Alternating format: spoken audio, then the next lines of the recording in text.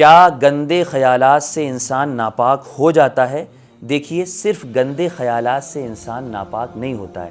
جب بھی کسی کو گندا خیال آئے گا تو اس کے اوپر دو میں سے ایک حالت ضرور آئے گی، یا تو وہ ناپاک ہوگا یا ناپاک نہیں ہوگا۔ اگر وہ ناپاک نہیں ہوگا تب تو کوئی مسئلہ بنتا ہی نہیں ہے۔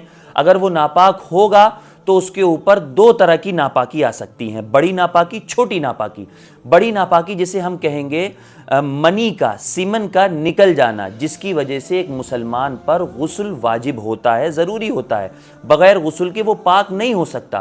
چھوٹی ناپاکی جسے ہم کہیں گے مزی کا نکل جانا، مزی منی سے پہلے جنسی تحریک کی وجہ سے نکلتی ہے، جس کی وجہ سے انسان پر غسل تو واجب نہیں ہوتا، البتہ اتنی بات ضرور ہوتی ہے کہ اگر اس کا وضو ہوتا ہے تو وضو ٹوٹ جاتا ہے، اور اگر مزی کی مقدار ہاتھ کی ہتھیلی کی گہرائی سے زیادہ ہو اور وہ کپڑے پر یا بدن کے کسی حصے پر لگ جائے تو اس جگہ کا دھونا فرض اور ضروری ہوتا ہے۔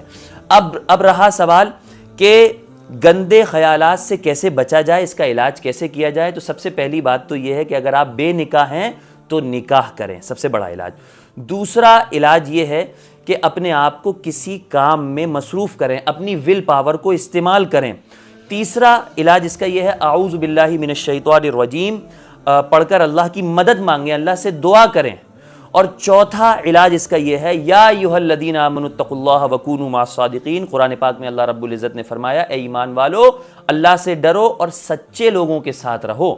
اللہ سے ڈرنے کا مطلب یہ ہے جب بھی گندا خیال آئے تو یہ سوچیں کہ اللہ جیسے میرے ظاہر کو دیکھ رہا ہے ویسے میرے وہم و خیال پر بھی اللہ تعالیٰ کی نظر ہے۔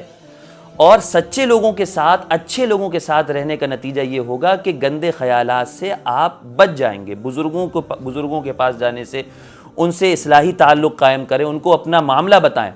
اور آخری بات کہ دیکھیے، گندا خیال انسان کے ایمان کو برباد کرتا ہے اور اچھے خیالات سے ایمان بنتا ہے، لہٰذا ہمیں ایمان کو بنانے کی کوشش کرنی چاہیے۔ والسلام علیہ احترام۔